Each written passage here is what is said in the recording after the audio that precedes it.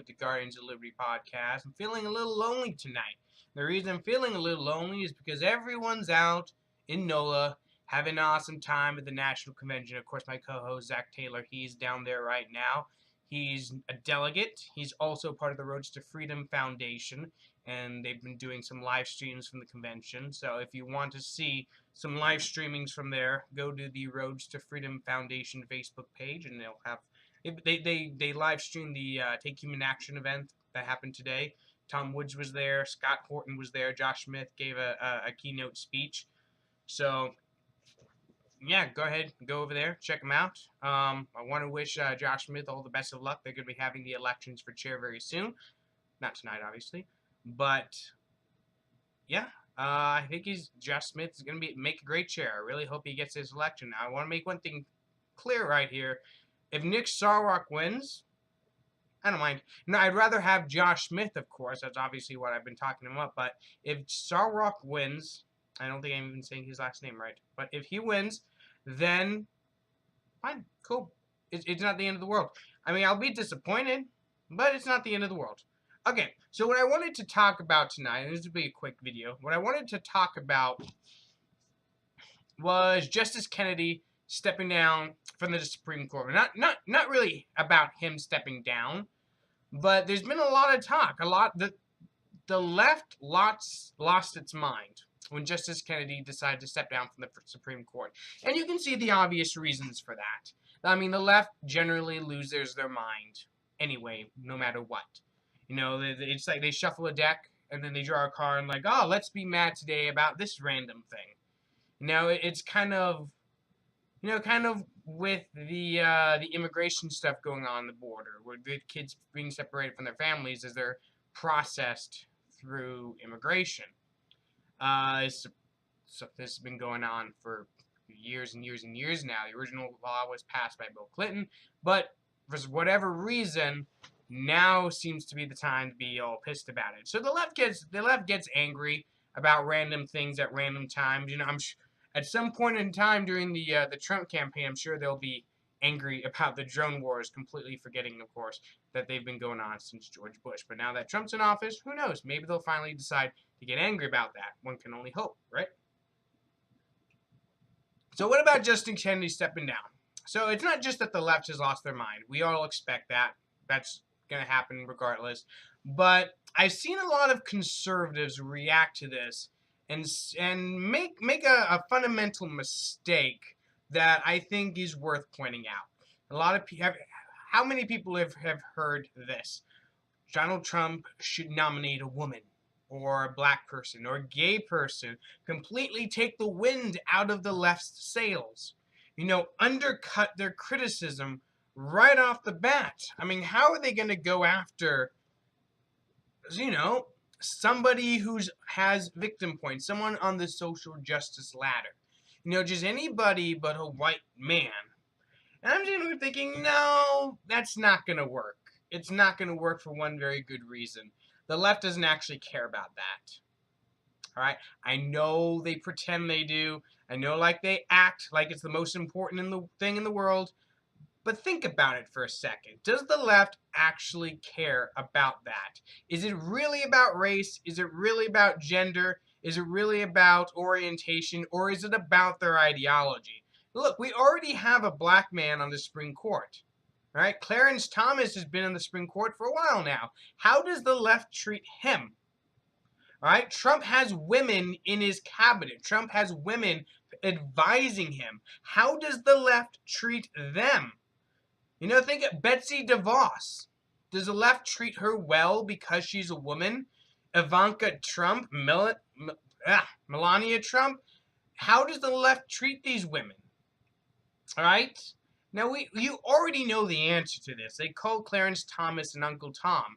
And I want to show you some proof for everybody that thinks that playing the social justice game is going to undercut the left. This is an article from the Huffington Post by a Liz Lenz called "Women Are Evil." And the picture on it has a bunch of conservative women on the front. See? Women are evil. I'm going to read you a little bit of this article. All right? Just a little bit. I'm not going to bore you. The monsters are always men. They menace from the highest positions of power. They look in the shadows of our subconscious. At this time of reckoning, thanks to movements like Me Too and Time's Up, some of our cultural monsters are being revealed. They're all the monsters of men. We all know that. Men are just evil. We're just horrible people, every single one of us. We gotta be put down. We need to be put in our place. All right, going on. I'm good. Scroll down a little bit. All right. These intermediaries are all too no, I skipped a bit. But there's a reckoning that hasn't yet happened, and that's with women. Who use their bodies and social positions as wives and mothers to mediate how we handle the monsters in our society. All right. It was 53% of white women, after all, who voted for Donald Trump. How dare they? A president who has publicly admitted to assaulting women? No, he hasn't. Women are in positions of power in his cabinet. Doesn't that kind of undercut your sexism argument a little bit? Anyway, and it is his daughter, Ivanka, who provided much of the cover for his policies during this campaign. Her presence for many Trump supporters continues to soften his most aggressive and erratic positions. Now, see, here's the point of me pointing this out.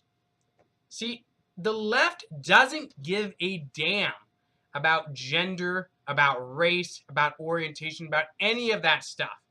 See, and it's not just that these women are white women. I mean, if they were black women, they'd be getting the same exact treatment as the left would be giving the same exact treatment as they're giving the white women. You know, the left likes to use these categories, race, sex, gender, whatever the case may be, as their sword and their shield. They'll defend themselves and they'll attack others with it. But the worst thing that someone can be is a traitor to that. If you are black or a woman and you're a conservative and you stand on the right and you support Donald Trump, you are the worst of the worst, because what you are doing is undermining the homogeny the left has over you. You know, this is why the Kanye West stuff was such a big deal, because Kanye West is a big influence in the black community, and he was coming out and saying you do not have to be a Democrat. You can think for yourself. You can join another team. You don't have to be with the left. Maybe they're not the best for you. And when that starts to happen, the left loses. The left is playing a demographics game. They're counting on the ability to create a big enough coalition to outvote everyone else, but they need homogeny over these different groups. They need to have 90% of the black vote. They need to have a majority of women votes. They need a majority of Hispanic votes. You know, they need the LGBT vote. They need all these groups to vote for them, because if they don't, if the black vote starts going more 50-50 or the Hispanic vote, then it's all downhill for the left, right? And you see this all the time when you have people coming out and saying that they are not on the left side. You know, they think nothing about demonizing fellow women when those women are conservative or libertarian or whatever the case may be. All right, now they'll defend forever women on the left.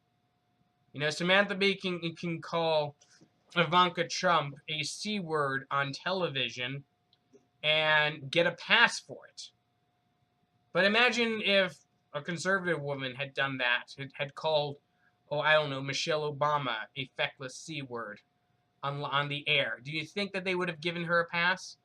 No, Roseanne Barr tweeted out a picture comparing the looks of a woman to a picture from Planet of the Apes. Yeah, it was a black woman, I understand that, and there's a history behind that. But come on, the picture did look pretty similar. And it's kind of funny. And Roseanne Barr even said that she didn't know the woman was black. Looking at a picture of her, she doesn't really look all that black either. So I can see how you might not even know that to be the case. But she got fired. She got driven out of polite society. She got labeled a racist, and now she's gone. Whereas, you know, like I said, Samantha Bee calls someone an feckless C word on the air, and all of us, and nothing. She still has her show. She hasn't been banished from polite society. See, it's a double standard. But see, the important thing to remember here, for all these people that think that Donald Trump needs to undercut the left, don't be so sure about that. Do not assume for a second that that'll actually work, because it won't. All you'll do is give them a new target to go after. If you go, so whoever you nominate the best person you can. Now, Donald Trump did a pretty good job the last time he nominated someone.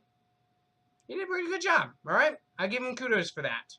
But the next person he nominates, I very much hope, and I don't think he will do it, but I very much hope he doesn't listen to people who think that he needs to nominate someone because of their gender, their race, their orientation, whatever the case may be.